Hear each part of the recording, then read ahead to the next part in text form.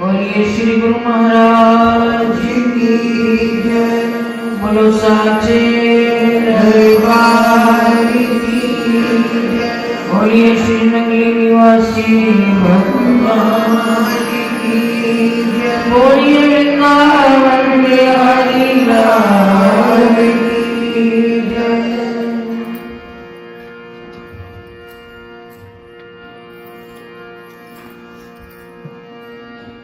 हम सब सत्संग में बैठकर गुरु महाराज जी का दर्शन दीदार कर रहे हैं, सत्संग का आनंद ले रहे हैं। आपने जो भजन अभी सुना,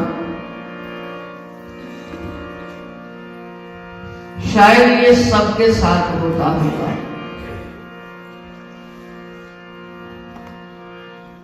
अमृत वेला की पावन घड़ियों में जब भगवान से जुड़ने का सौभाग्य मिलता है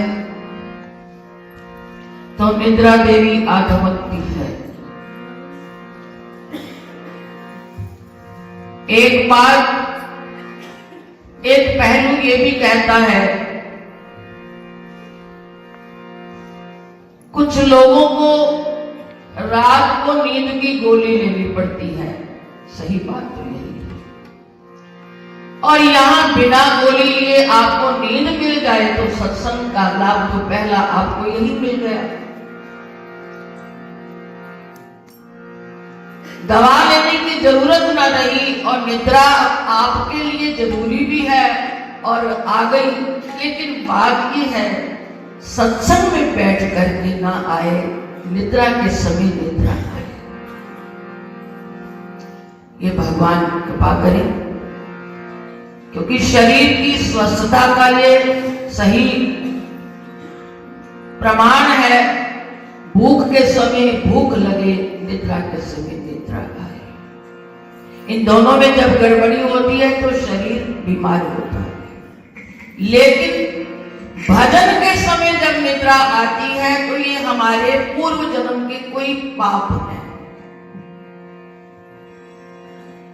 तुलसीदास जी कहते हैं, तुलसी पिछले पाप ते हरि चर्चा न सुनाए। जैसे ज्वर के होत ही भोजन की रुचि जाए। रोज हम भोजन करते हैं तो स्वाद आता है, पता लगता है कि अच्छा है नहीं है। लेकिन कभी बुखार आ जाए, वही भोजन कड़वा लगता है। भोजन कड़वा नहीं, हमारे मुख का स्वाद कड़वा होता है। उसका प्रमाण देते हुए तुलसीदास जी कहते हैं, तुलसी पिछले पाप थे। ये पिछले पाप है हमारे कि हरि चर्चा ना सुहाए। जब हरि चर्चा हो रही है, हमें निद्रा ने घेरा डाल दिया। क्योंकि तभी निद्रा आई क्योंकि यहां मन नहीं लग रहा, उसका रस नहीं आ रहा। तुलसी पिछले पाप ते हरि चर्चा ना सुहाए। जैसे ज्वर के हो तो ही भोजन की रुचि जाए। ज्वर बुखार को कहते। अब क्या किया जाए? जब तक ये मसला हमारा हल नहीं होगा, हमारी साधना आगे नहीं बढ़ेगी। अब ये बात ये है कि ये जो मन है, जिस दिन ये मन मान गया, जिस दिन इसने इस बात को समझ लिया, मेरे लिए भजन जरूरी है, जितना भोजन जरूरी है उससे कहीं बढ़कर हमारे लिए भजन जरूरी है। और एक माताएं भजन गाया करती हैं, 3 बार भोजन भजन 1 बार, उसमें भी आती है अड़चन 1000। दिन में 3 बार ही नहीं, बीच बीच में बहुत कुछ चलता है। 3 बार भोजन भजन 1 बार, वो अमृत वेला में हो गया तो भी ठीक है, नहीं हुआ तो बस 3 बार भोजन भजन, 1 बार उसमें भी आती है अड़चन हजार। पहली अड़चन यही है, निद्रा। इसलिए गुरु महाराज जी के चरणों में प्रार्थना की, प्रभु कृपा करो, आपके भजन में मेरा मन सावधान रहे, आपकी महफिल में बैठकर ये निद्रा देवी मुझे आकर परेशान ना करे। ये एक भाव है। तो हम क्या करें? आप इस भजन की और दूसरी ओर अब चलें। इसका हल ये है, मन जो है बिना काम किए रह नहीं सकता, इसको कोई ना कोई काम चाहिए। पंजाबी में कहावत है, वेला मन शैतान दा कर। जब ये खाली होता है परेशानियां को तब खड़ी करता है, कोई ना कोई विचार खड़ा करता है, ये ऐसा क्यों हो गया, ऐसा क्यों हो गया। जब आप काम में लगे हो, ना शरीर की बीमारी आपको याद आती है, ना कोई परेशानी याद आती है। कब ये सब परेशानी आती है? जब ये निठल्ला हो जाता है। हम करें क्या? कई बार ये छोटी सी बात आपको सुनाती हूं। कबीर जी के पास कोई ऐसा व्यक्ति गया, सेठ था, अमीर था धन से। कबीर जी ने कहा, भाई भैया कोई भजन सिमरन करते हो? कहने लगा, महाराज चाहता तो हूं करना, पर समय नहीं, मेरा कारोबार इतना लंबा चौड़ा है, मुझे समय नहीं मिलता। कबीर साहब ने कहा, अगर तुम्हारा ये हल हो जाए तो करोगे? कहने के महाराज जरूर करूंगा। ये लो, एक मेरे पास एक भूत है, घर ले जाओ और इसको आप जो काम कहोगे आपका बस मिनटों सेकंडों में काम कर देगा। लेकिन एक शर्त है, ये खाली नहीं रह सकता, इसको कोई ना कोई काम देते रहना, तुम्हारे काम हो जाएंगे, फिर आपको भजन के लिए समय मिलेगा। घर ले आया, आप जो ऑर्डर करे, जो हुक्म करे, वो काम होता चला जाए, होता चला जाए। एक समय ऐसा आ गया कि उसके पास कोई काम ही ना समझ में आया। अब जब वो काम नहीं तो उसको तंग करने लगा। वो जो पहले कहा गया था, तब कबीर जी के पास वापिस ले गया, महाराज ये तो मेरे को बहुत परेशान कर रहा है, ये आप अपनी अमानत ले लीजिए। तब कबीर जी ने कहा, ऐसे नहीं, एक काम करो, अपने घर में एक बांस गाड़ दो, खंबा गाड़ दो। जब कोई काम आपको देने के लिए ना मिले तो इसको बोलना, इसको कह देना, एक बार ऊपर चढ़, एक बार नीचे आ, एक बार ऊपर जा, एक बार नीचे आ। ये तो काम खत्म होने वाला नहीं। जब ये काम करने के लिए कहोगे तो ये हाथ जोड़कर आपका गुलाम बन जाएगा। नहीं कोई बात नहीं, मैं आपको तंग नहीं करता, ये मेरे से नहीं होगा। ये क्या है? हमारे अंदर परमात्मा ने एक श्वास का आना जाना, ये जो चल रहा है, ये बांस गड़ा हुआ है।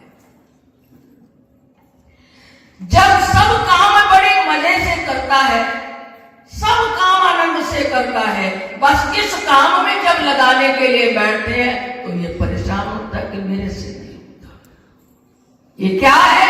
श्वास के अंदर हरि नाम का, अब आप ओम नाम का उच्चारण 5 बार आपसे कराया जाता है, उसमें भी तो क्या है?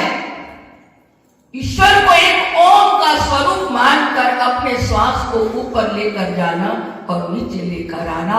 गुरु मंत्र का जाप भी इसी प्रकार हम करते हैं कि श्वास का ऊपर जाना और नीचे आने के बीच ही वो गुरु मंत्र चलता है। ये दो मन के हैं। जब ये क्रिया हमारे अंदर निरंतर चलेगी तो ये मन की ये जो शैतानियां हैं, ये चाल है, ये बंद हो जाएगी। बस उस तक जाने के लिए पहले हमें अभ्यास रोज की जरूरत है। मन चंचल है तो क्या करें? आप जब ध्यान में बैठो, कोई वस्तु की जरूरत नहीं, अपने अंदर क्या क्या आपको सामान लेकर बैठना है, बाहर का सामान नहीं चाहिए, कुछ भी नहीं चाहिए, केवल विचारों में, ख्यालों में, ध्यान में, चिंतन में ये सब होने वाला काम है। क्या क्या करना है उस समय, आओ उस और चले, इस भजन का आनंद ले ले।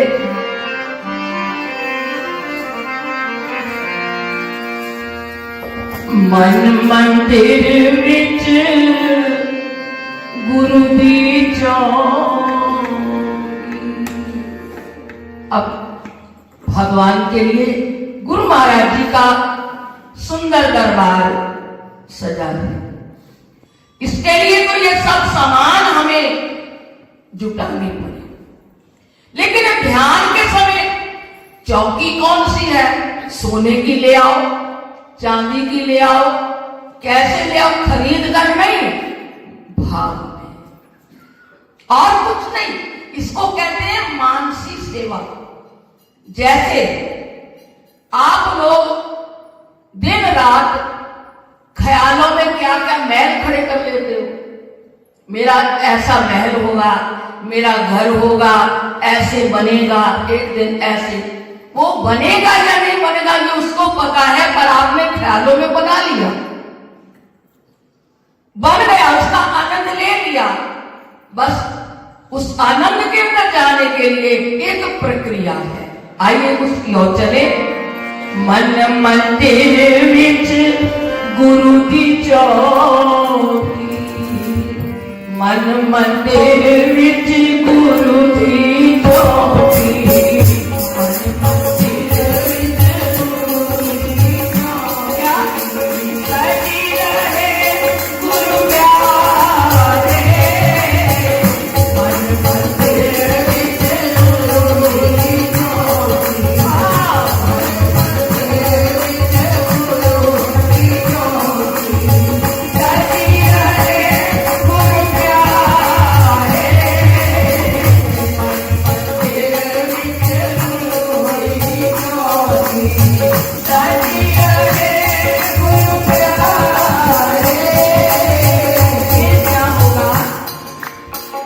ना जाने कद करके कृपा, ना जाने कद करके कृपा, ना जाने कद करके कृपा, ना जाने कद करके कृपा। सतगुरु पता है, ना जाने कद सतगुरु पता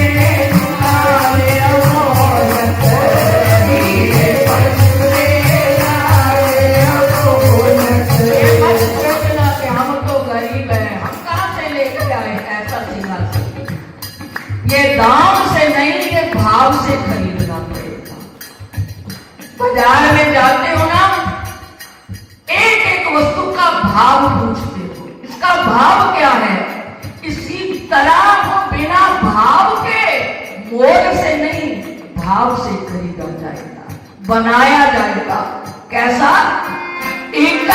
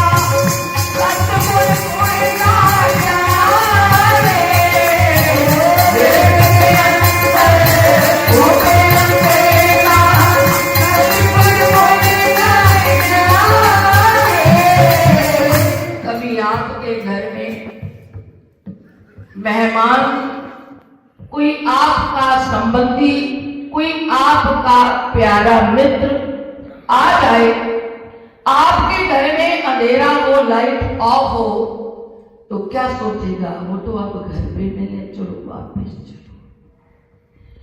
हो सकता है भगवान हमें दर्शन दीदार देने के लिए कभी ध्यान में आ जाए, हमारा मन जुड़ गया, लेकिन हो सकता है वहां पर हम खुद ही नहीं है, कामनाओं का अंधेरा ही अंधेरा है, मानो वो ये संकेत दे रहा है कि तुम वहां पर नहीं हो। ऐसा ये सावधानी की जरूरत है। क्या? वेद के अंदर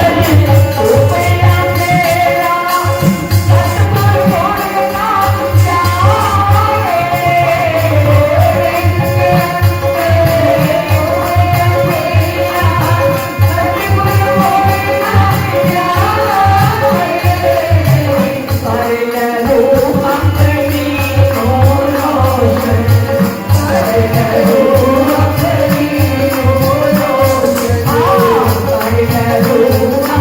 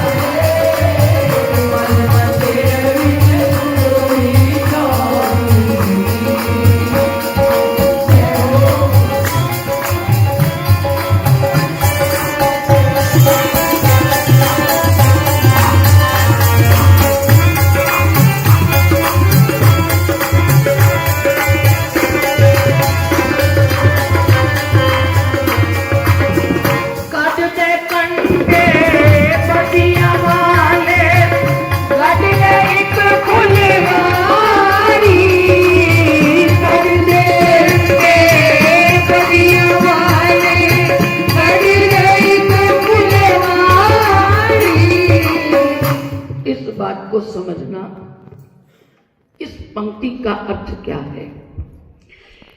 एक तो ये काम करना है कि हम भजन में अपने मन को लगाने के लिए ये आपको बताए गए हैं लक्षण। लेकिन सुबह भजन कर लिया, दिन में लोगों को तंग करने बैठ गए, मनमानी करने लगे, व्यवहार में हमारा पाखंड है, प्रपंच है, दूसरों से कपट है, फिर वो आपकी पूजा, आपकी साधना स्वीकार नहीं। इसलिए क्या कहा है, काटते कंडे बदियां वाले। पौधा लगाते हो, उसके आसपास घास आता है, पंजाबी में किसान की भाषा में कहते हैं गोडी करना है। गोडी करने का मतलब क्या, जिसका जो पौधा फल का लगाया, फूल का लगाया, उसके आसपास माली रोज गोडी करता है, क्या घास निकालता है। क्यों, मिट्टी की ताकत उस घास को भी बराबर मिल रही है, जिसकी हमें जरूरत नहीं, उसको निकालना है ताकि वो पूरी ताकत उस पौधे को बढ़ने के लिए मिले।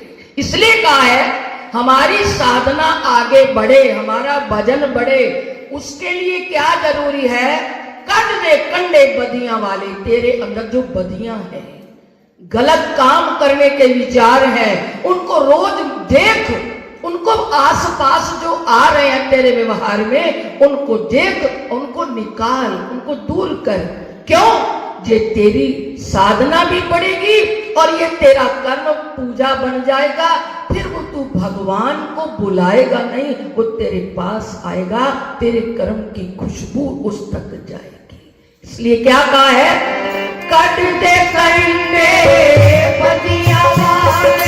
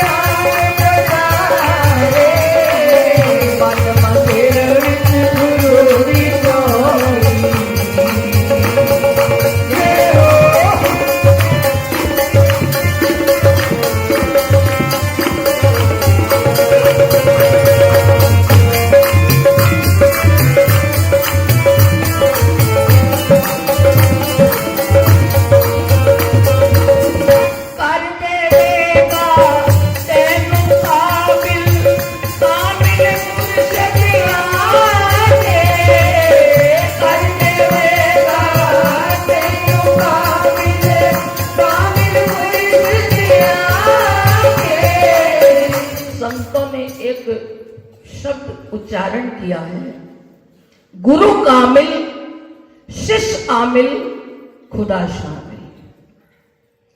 पहले गुरु पूर्ण मिले, कामिल मिल जाए,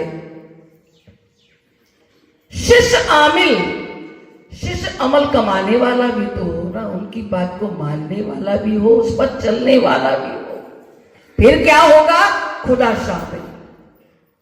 अब गुरुदेव कामिल मिले पर हम अभी तक आमिल नहीं बन पा रहे, उनके रास्ते पर चलना चाहते हैं। रोज भजन पे आप बैठते हो, हम बैठते हैं, तो बीच में यही परेशानियां दुविधाएं बनी हुई है।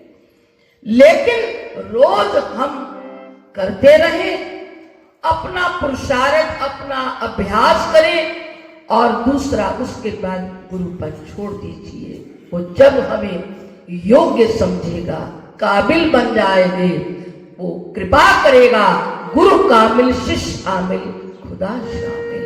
तो इसलिए क्या कहा है, कर देवेगा तेनू काबिल कामिल मुर्शद आके। तेरा मन पवित्र हो गया, तेरे कर्म अच्छे हो गए, रोज का तेरा नित नेम भजन का बन गया, फिर एक दिन तेरा हृदय उसको पाने के काबिल बन जाएगा। कर देवेगा